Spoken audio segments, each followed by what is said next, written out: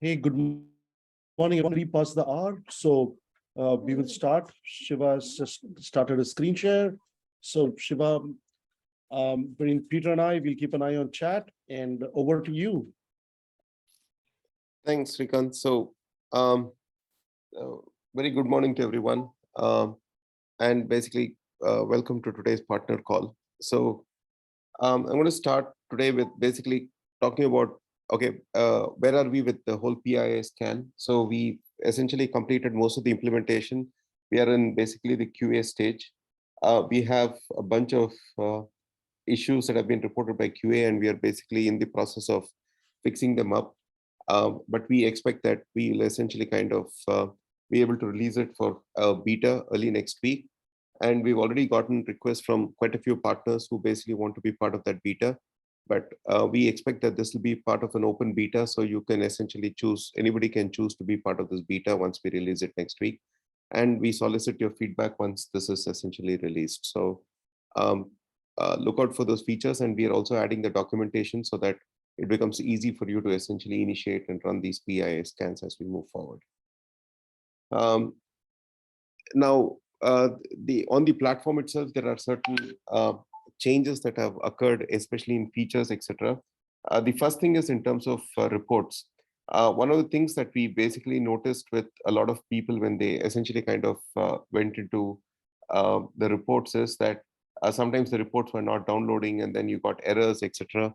And this basically, when we root caused the whole thing, it was essentially because there were a large number of requests which were coming back to the servers, which were then being handled at the same time, which was basically causing the issue. So in case essentially there's a lot of load on the server, then what happens is that when you click on a report, it essentially initiates a job in the background and then basically makes the report available to you. So this change has been initiated. So have a look at it when you basically download the reports and basically see if it becomes a hindrance or we can do something better. We are basically out here to help with that. So you can essentially download all the reports and basically send the reports. In addition to that, we have, if in case there is no data, we have basically kind of messages which say that why that particular report could not essentially be sent and all of those details. So these essentially are basically changes that we've essentially made. The next one is basically that you can actually go into a particular report, a set of reports that you probably got generated, and then you can see the status of each report in that. So we have complete visibility into all of those reports. The next thing that I basically want to bring up that we've released this week and you can use this week is essentially the concept of configurations. And I'm just going to basically kind of put this into HD mode. So you can essentially go into configurations and then kind of create a ConnectWise integration. Once you basically create a ConnectWise integration, or if you have an existing ConnectWise integration, and you basically perform a company mapping, the only thing that you need to do at the time of company mapping is to essentially say that you essentially, once you map a company, you essentially say that you want to enable configurations for this company. And then once you enable configurations, then for all the assets that are essentially created within this system, then basically all of those assets will have configurations created. So once those configurations are created, this will automatically mean that whenever a ticket is created for that particular asset, then this configuration will be attached to it. And once that configuration, once you get into the configuration, you can actually see the complete set of details for that particular asset. And it's basically the configuration type is called Connect Secure. And then when you essentially get into that particular configuration, it has all the details, which basically includes what is the risk score, what's the OS name, what is the OS version, and all of the details. So which is exactly replicated from what you essentially see in this particular asset view. Plus, you essentially have all the installed software. What is the security report card? You have the CI, the HIPAA compliance numbers. You have the discovered times, all of those pieces. So this should enable most of you to essentially, like I know a lot of you were asking for things like bright gauge integration. So if you basically are able to pull this data, then you should essentially be able to look at this data in bright gauge too. So this is basically something that we released last week. The next thing that I want to essentially kind of demonstrate after this is we now have complete integration with Nucleus security. So you will actually see uh, a new integration tab, which is called Nucleus security. And then you can essentially kind of perform the company mapping and credential mapping just as you would do with any other thing. And so once you basically kind of integrate Nucleus security, as I'm basically demonstrating in this video. So you basically add the credentials where you essentially enter your Nucleus security credentials. You can send get the base URL of your installation, and then the API key, basically, which you can get from the user profile. You essentially copy the API key, and then you can essentially kind of drop it in here. Once you drop in this key, then basically the integration is complete. You have to just do a company mapping, which basically allows you to map existing companies to the companies that you basically have in Nucleus security. So you can, this is with, as with any other integration, you have this integration which is complete. Once this integration is complete, once this mapping is complete, then what happens is that our system will essentially kind of go in, and all the assets that you basically see here, all of those assets, including their vulnerabilities and all those details, are basically mapped and basically sent over to, it is imported into this thing. So you can essentially see that all the APIs are called. And if you get into asset management over there, you can look at the asset, you can look at all the details, you can see all the applications, all of the details which basically you want to see within Nucleus security, you can essentially see within that.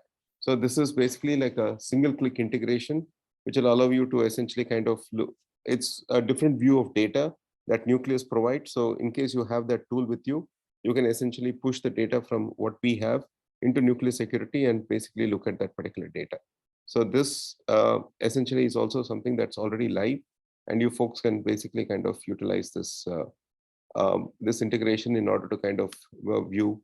And like, for example, here are essentially some of the active assets and basically all the critical instances with vulnerabilities and what are the vulnerabilities. So the exact views of vulnerabilities and all of those details essentially can be seen over here. So this is basically what we have from an integration perspective with Nucleus. So this allows you to kind of take advantage of the fact that in case you have Nucleus installed in your system, you can essentially bring it.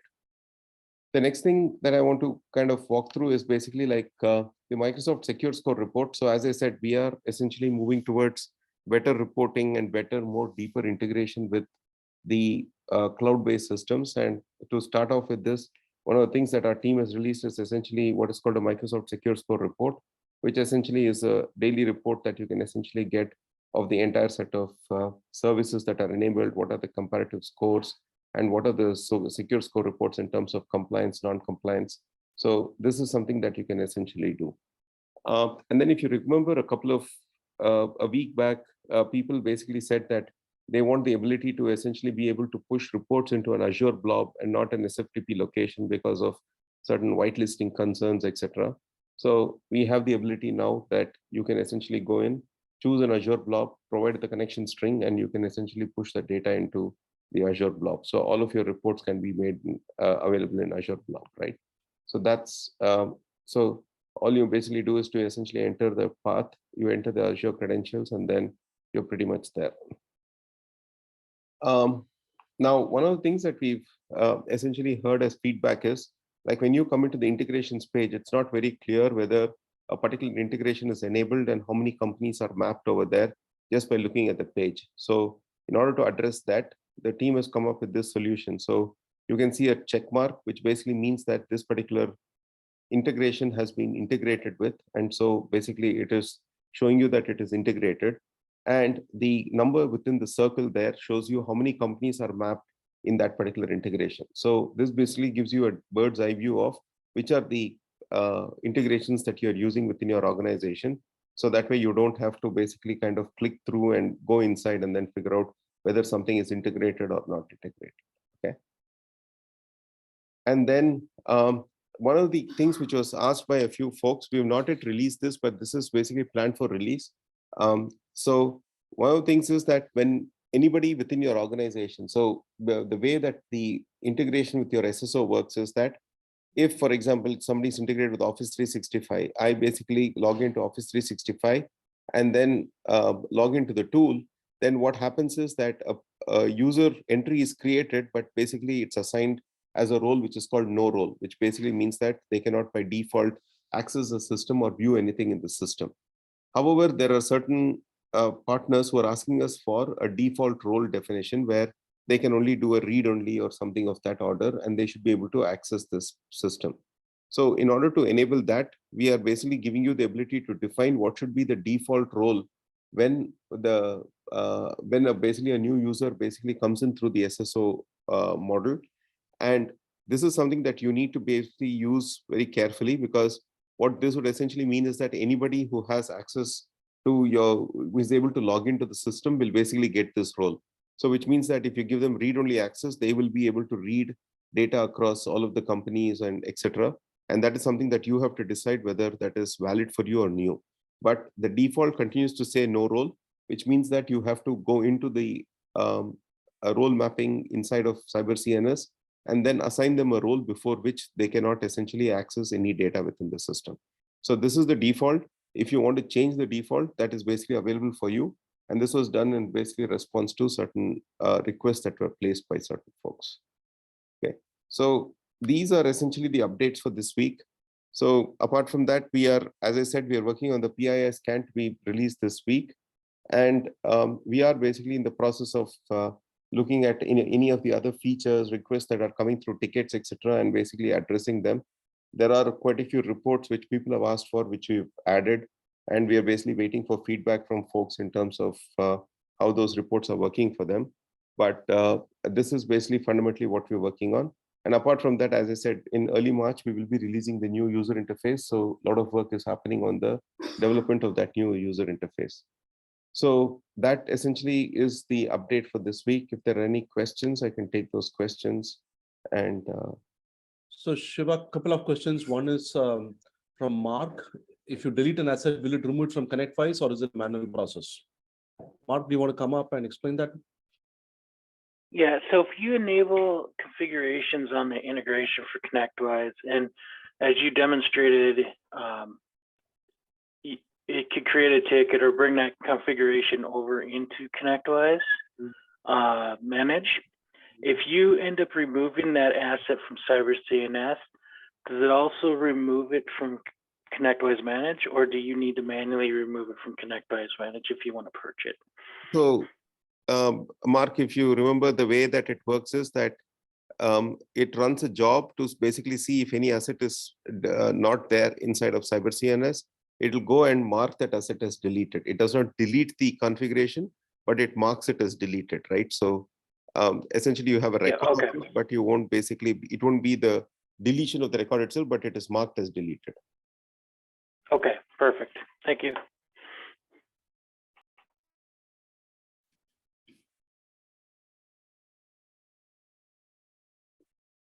So Henry asks, how does the configuration integration handle an asset that has the identical name, like pre-existing config? So we are basically creating it as a new config type. So essentially it does not collide really, Henry. So since we're creating a new configuration type of our own, it does not basically collide with any of your existing configurations that are in there. The only thing which we do is that when we pull for a particular asset, we try to see if there are other configurations, we pull all those configurations into the same ticket. That's how we do it. Dennis asks, will the new UI include the new reporting engine? The answer is yes, Dennis. We are working very hard on the new reporting engine. And in fact, it is basically what we call as a historical reporting engine. So that's basically something that we want to bring to this forum probably by the third week of February, where we can actually demonstrate this and kind of get feedback on it. And the next question is the new compliance module in the works. Any timeline on that? That is basically mid of March, as we basically said. So once the new UI is released, as part of post that, we will essentially be releasing the new compliance module. Adam, yeah, go ahead, Shiva. Adam had said, when is the asset to configuration integration for ConnectWise being released? It's already released. So that is basically already in there. Sean basically says any timeline for having cyber seniors create one ticket per machine per software. This will allow us to manage automation. This already has been released last week.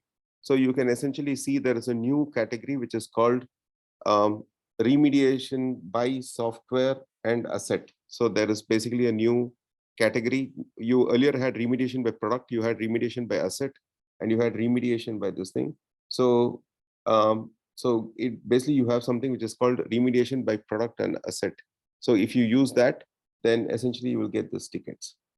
Adam, I think we are basically pushing the updates to your instance because your minion was down. So basically they will be pushing the updates tomorrow. So I will connect with you post tomorrow and basically we will do a side-by-side comparison of what we have in V3 versus your instance.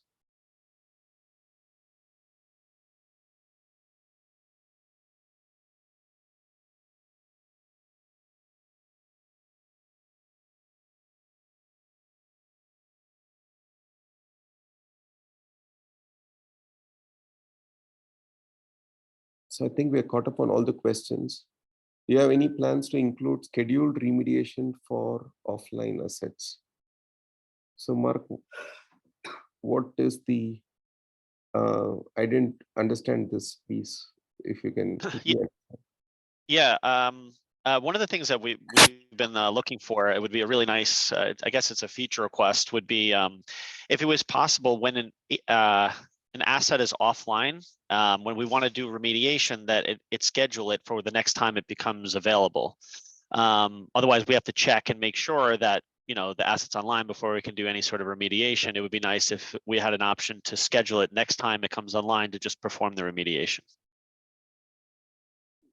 Mark, I'll take this back. The way that it currently works is that there is a scheduled time at which it is supposed to run. If, for example, it does not run at that particular point of time, when the asset comes online after the next time when it comes online, it automatically gets that job and then starts executing it. So I will basically check. We can essentially make sure that we have a setting which says that schedule it when this asset comes offline, and then basically it all automatically takes care of that.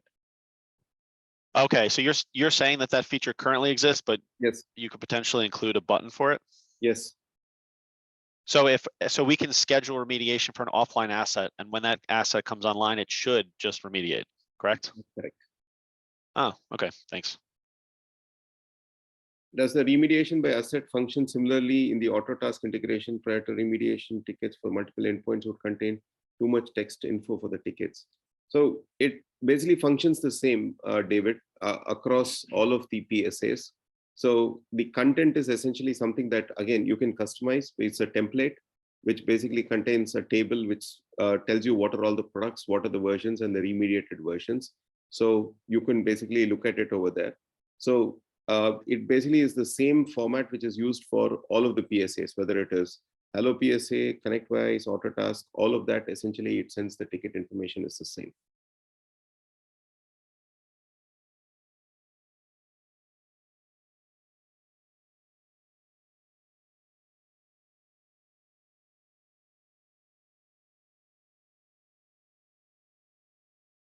Rick, the reason for essentially going with a new configuration type is because in the existing configs, otherwise we'll have to edit the configurations to essentially add some of the fields that we wanted to add, which is basically custom questions.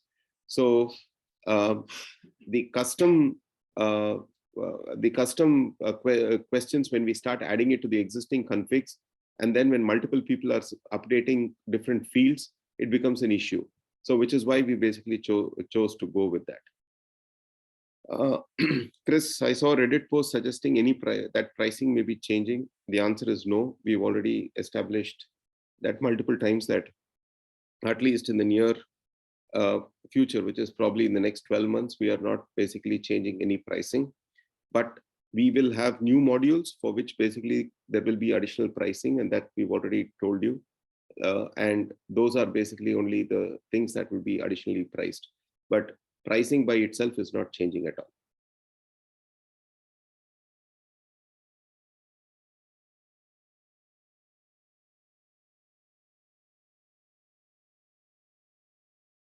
So Mark, actually, we found this issue today, which you pointed out that it shows only the assets which are online. So we basically have already fixed this and basically pushed this live. So if not now, basically in a couple of hours, you should essentially see all assets, whether online or offline. You will essentially see under this. So this will be, this is already fixed and resolved. Oh, okay. Okay, great. That's awesome. Thank you.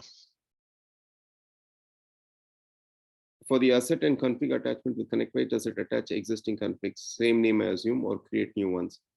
For attaching the config, it will basically attach all the configs that are there for that particular asset IP address or name.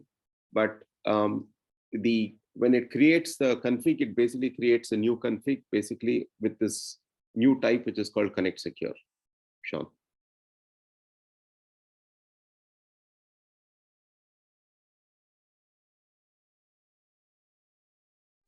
Again, caught up for now. Any other questions?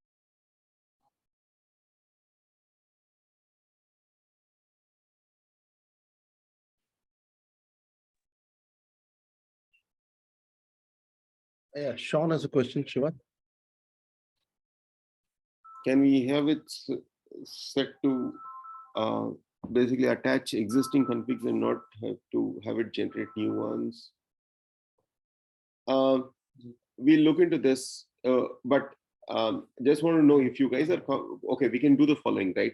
We can essentially say that, are we essentially going to create a new config, or we are going to basically update an existing config type?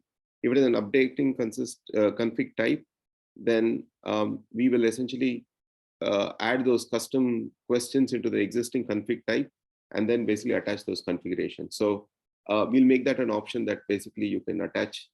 Give us a week's time and we'll basically get this done. Not a problem.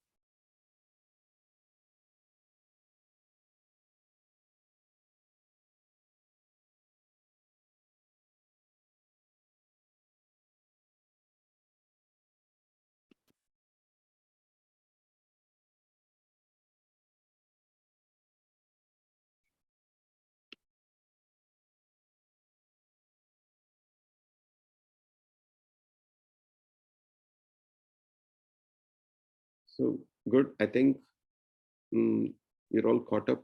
And if there are no new questions, then think, how do we configure CWM sync from CyberCNS? Mark, you want to come on? What is this? Yeah, I'm just talking to one of the engineers about this, and he mentioned that the sync doesn't show any sort of configuration pertaining to syncing assets, just opening tickets. I was just wondering if you have a KB article or something, because we were unable to find anything that's related to syncing assets to ConnectWise Manage. I will basically send you an article from the documentation from Confluence on how to enable configurations. It's basically, it's under integrations. You can go and fix it. Okay, great. Thank you. Sean, how can I fix the CSP account with Azure integration when it expires after 90 days? All you do is to basically go and revalidate the credentials in the system. And then once you basically revalidate the credentials, it will essentially automatically run for another 90 days. Unfortunately, this is how essentially Microsoft wants it. They want the revalidation every 90 days.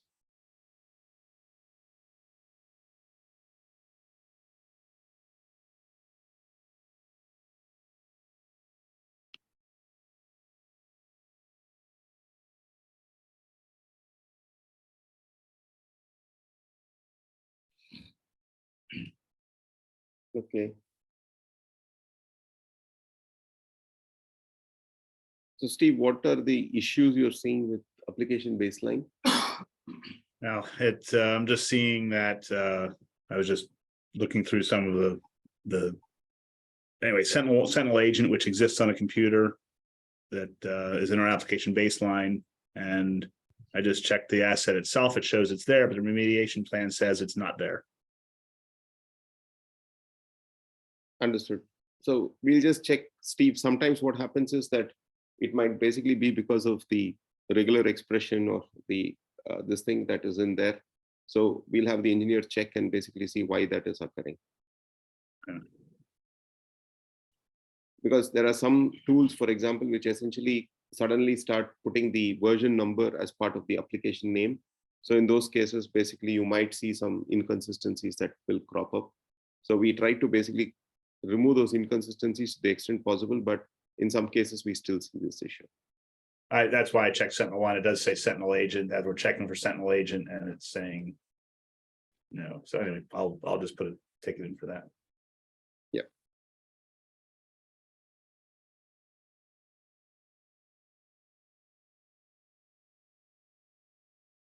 Perfect. So one of the things just wanted to point out that on the report delivery from now, you should not see any issues. There are multiple fixes that have gone in.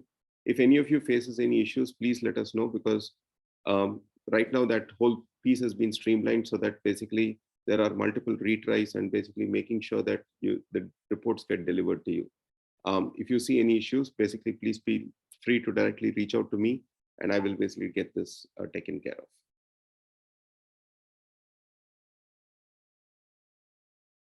Okay, I can see that we are fully caught up and we have provided all the updates for now. I think next week will basically be an interesting week. We can walk through the entire PII module and basically get feedback from everyone in terms of what they want to essentially do.